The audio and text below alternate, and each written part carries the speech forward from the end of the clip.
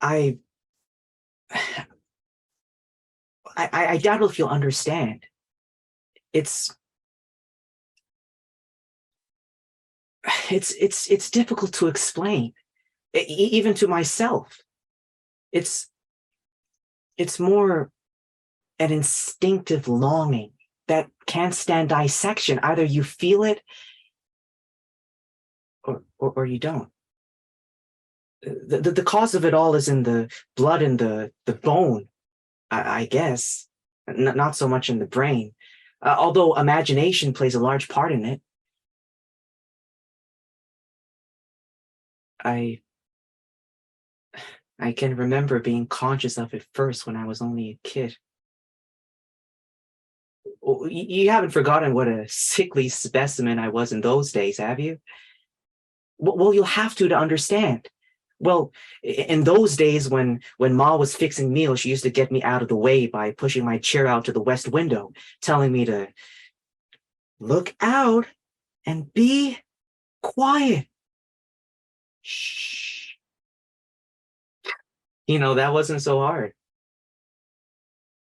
I I guess I was always quiet. So I used to stare out over the fields to the hills out there. And somehow, after a time, I'd forget any pain I was in and start dreaming. I knew the sea was over beyond those hills, the folks had told me, and I used to wonder what the sea was like and try to form a picture of it in my mind. There was all the mystery in the world to me then about that far off sea, and there still is. It called to me then just as it does now.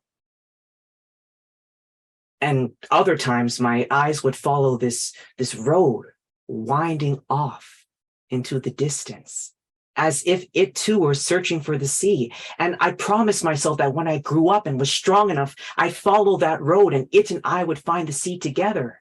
You see, my making this trip is only keeping that promise of long ago. Those were the only happy moments of my life then, dreaming there at that window.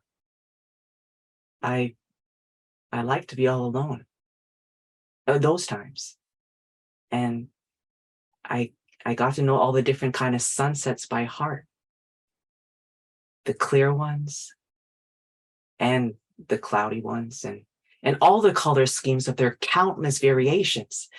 Although I could hardly name more than three or four colors correctly, and all the sunsets took place over there, beyond the horizon. So gradually I came to believe that all the wonders of the world happened on the other side of those hills. There was the home of the good fairies who performed beautiful miracles.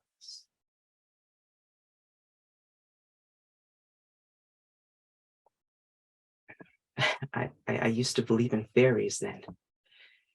Although I suppose I ought to have been ashamed of it from a boy's standpoint. But you know how contemptuous of all religion Paul's always been. Even the mention of it in the house makes him angry. He'd bully Ma into being ashamed of believing in anything, and he'd forbidden her to teach Andy or me. There wasn't much about her house but life on the farm. I didn't like that.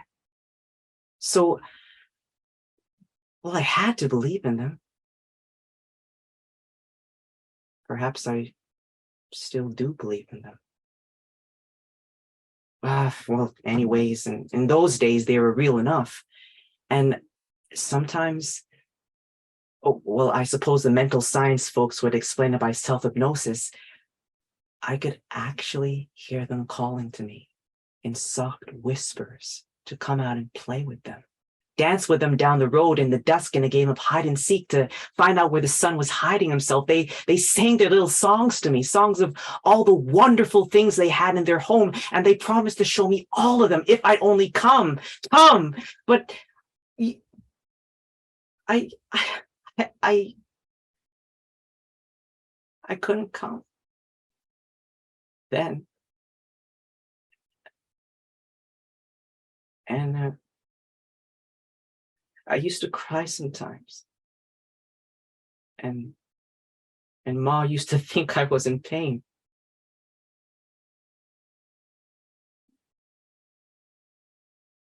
But that's the reason I'm going. I suppose, where I can still hear them calling to me. Although I'm a man now and have seen the other side of many hills,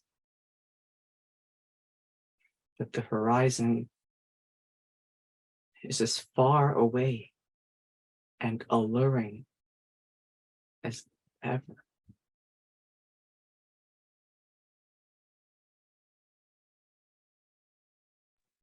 Do you And understand now, Ruth?